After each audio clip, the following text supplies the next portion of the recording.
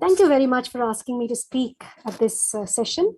A few months ago, I was asked to speak to hepatologists on management of alcohol dependence, which was wonderful because it's very nice to have specialists focusing on addiction, which normally they're a little averse to deal with. So similarly, I'm very pleased that a group of pulmonologists and other lung specialists have chosen the topic of tobacco cessation. I was asked to focus on the behavioral aspects, which I will do in the next few minutes.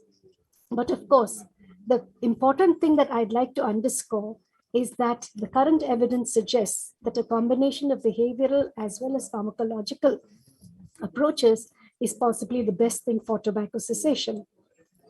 I'm very glad that the organizers shared a lot of resources on the importance of quitting smoking in patients with lung cancer. It's obviously a very important preventive strategy to prevent people from developing lung cancer, because we recognize that tobacco use in all forms are associated with a variety of cancers. Most of the documents shared by the organizers suggests that quitting smoking is very, very important, both with a beneficial effect on survival as well as improving the quality of life. And therefore, patients with lung cancer need to be provided tobacco cessation support. Now, the important thing to understand is that tobacco cessation services can be provided at multiple levels. You don't need a specialized tobacco cessation clinic facility to provide tobacco cessation services. There are mental health practitioners who might provide these services. They might be community health workers or lay counselors. But I've underlined that the individual healthcare provider is perhaps the most important person to offer tobacco cessation services, because you are seeing the patient at a time when the patient comes to you with a concern about their health. And this moment of consultation is a very appropriate time for behavioral change to occur. So every solo practitioner must be able to do simple tobacco cessation counseling. We also know, and this is not new evidence, this is evidence for the last 20 years, that a physician, even if a physician spends as little as about 3 minutes talking to the patient about the importance of cessation, there can be an increase in quit rate. Of course, if the contact with the patient and the discussion around tobacco cessation is more intensive or more frequent, progressively the chance of the patient being able to quit increases. And therefore, a brief intervention by a physician can go a very long way. And that's really the important advice in the 5 A's. All of us know, I think, about the 5 A's. We keep talking about the 5 A's, or the 2 A's and the referral, which is ask, advise, and refer, or ask, advise, assess, assist in the process. So the first question obviously is asked, and I'm sure every physician now understands the importance of asking every patient about tobacco use. Dr. Dhar mentioned it's important to ask not just about smoking, but also smokeless forms of tobacco. It's important to ask the patient if they're a current user, if they've been a past user, the frequency of tobacco use. Dr. Dhar mentioned, the light, heavy, and medium smoker. There are also other ways, like the Fagerstrom's questionnaire, to ask people about their severity of dependence by focusing on the not just the quantity of cigarettes, but whether they smoke more during the early part of the day, whether they have to smoke within 5 minutes of getting up, which is an indication of high levels of dependence. We also ask about the duration of use and the last use. As I mentioned, we assess the severity of addiction. You can do that based on a DSM, ICD, or indeed the Fagerstrom's or any other questionnaire on the severity of dependence. It's also important to assess what are the reasons why the person goes back to using the next day. So whatever was the cause for using tobacco in the first place, the reason they continue to use is because of craving, an intense desire to use tobacco or any other substance. Tolerance is again another factor, which means successively over the years, people have been increasing the amount of tobacco sticks to get the same desired effect. Withdrawal symptoms are also very important to ask about. And these with tobacco withdrawal include classically irritability, inability to concentrate, feeling low, appetitive disturbances. These are the most important withdrawal symptoms. And of course, craving is also a withdrawal symptoms. I spoke about the Fagerstrom's tobacco dependence questionnaire.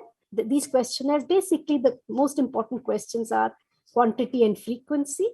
And does a person use tobacco even when they're so ill they can't get out of bed? Or in places, do they use it in places where it's forbidden? These questions help you to understand the severity of tobacco use. What is the motivation of the person? Are they ready to give up? Are they doubtful, particularly at a stressful time, like when there's a diagnosis or when they're going through, emotional difficulties? They might be doubtful about being able to give up, and we must recognize if they have a difficulty, and it's better to acknowledge it than simply tell the physician to make the physician happy that yes, they're going to give up and not consider giving up. So sometimes they're ready to quit straight away, or sometimes they would like to reduce it. Now you're in a situation where they've had a serious diagnosis, and therefore it might be important to make sure that when you ask the patient about quitting, you tell them that if you support them in the quitting attempt, would they still be willing to quit tobacco? So advising all current users to quit, educating about the addiction potential and the consequences of continuing to smoke in spite of having had a diagnosis. Then, of course, I'll come to the brief tips of how to handle withdrawal and craving, and also making environmental changes. Typically, after a meal, if the cigarette packet is close by, they reach out. With coffee, they reach out, and so on. The next thing is to fix a quick date, and normally you do it within the next few days, because if it's too remote, they will not do it, and therefore you ask them to think of a quit date in the next few days. And the most important thing is regular and frequent follow-up, not just for their physical status, following them up on their treatment for their lung cancer, but equally also to check on their tobacco use status. Advising is very important to be personalized. So for this particular individual, what might be the risks of continuing tobacco use? What are the advantages of quitting? It needs to be specific. And Dr. Vidubala mentioned that it needs to be non-judgmental, because already the person is under a lot of guilt, wondering whether the smoking itself has caused the lung disease. Family members are piling upon the individual. So it's extremely important to be non-judgmental in the stance. So an expression of empathy, recognizing that tobacco addiction is indeed a very, very strong addiction, but at the same time, encouraging the person to quit and offering your help is very important. Personalizing the change in terms of not just general advice on how people quit, etc., but a plan for the individual to quit becomes very important. What do you talk about addiction? And one of the things to tell people about addiction is exactly this, that addiction is not something that they willfully do. It's because of the brain changes that occur, how nicotine acts on the reward pathway in the brain, the same place where alcohol, opioids, cocaine, etc. act, and how these neurochemical disturbances maintain the drug habit. And when the person stops, the reasons for the withdrawal symptoms. If one explains this scientifically, people don't feel so guilty. They understand that this is a biological process, that addiction is a disease, and then they are willing to engage more in the treatment. Providing self-help booklets are very useful, offering medications if needed. Now, I'll be happy to talk about pharmacotherapy in more detail, since my topic was only on behavioral. I haven't included the slides on pharmacotherapy, but combining pharmacotherapy and behavioral therapy is very important.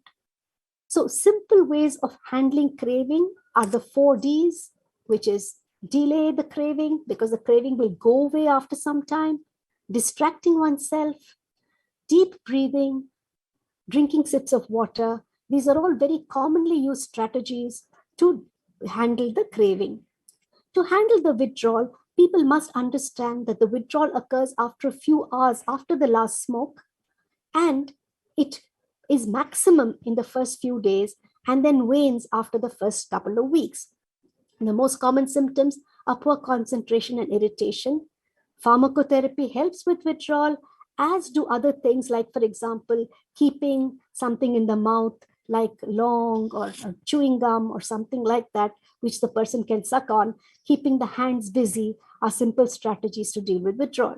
Also, very important to stay away from high-risk situations, particularly where there is access to tobacco use, and repeat to them the reasons why the person is actually quitting.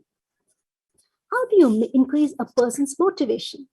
One of the questions we always ask patients first is, what are the advantages for you from tobacco use? Patients are often stumped, saying, no, it got me this, it got me into this trouble. But then you make them understand that if there was no benefit that they were getting from the smoking, they wouldn't have done it in the first place. Then you talk about the not so good things, which might be how it's already influenced the person's health, what can happen worse if the person continues to do, especially things like coughing, effects on the heart, effects on all the other body systems, which can occur if the person continues to use tobacco.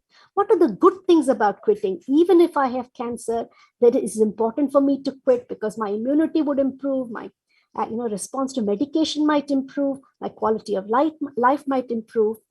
What are the fears about quitting? Fears are often, what will I do when I have craving? What will I do? I feel so depressed. What do I do? I might have withdrawals. I might get easily stressed. These are the important things that need to be addressed. You need to understand that follow-up improves outcomes. So keeping patients in follow-up is very important. Teaching people how to manage stress is very important. I'll just mention to you that we've got a project called Impact, where we've looked at in detail about how to help people to actually go through this counseling. You need to know about M cessation, where you can call a M cessation on this particular number. You will get a short message service. So even if you don't have the time, you can always ask your patients to call in on this toll-free number and get messages for tobacco cessation. And we've shown that even with M cessation, there was an almost 20% stopping of patients of tobacco use. There is the National Quit Line, which is there in Delhi at NIMHANS, at the Tata Memorial, and at the Barua Cancer Institute. And we demonstrated during COVID that people who called during the COVID, actually among the registered patients, the cessation rates really doubled. But we have miles to go. Right now, we've done a survey in the 101 hospitals in Bangalore, where only 4 out of 101 hospitals had a separate tobacco cessation clinic. Only about 1 in 4 physicians actually provided services. And it's very important, therefore, that all physicians learn to provide services for tobacco cessation and combine pharmacotherapy and behavioral counseling to produce benefits for their patients. Thank you very much.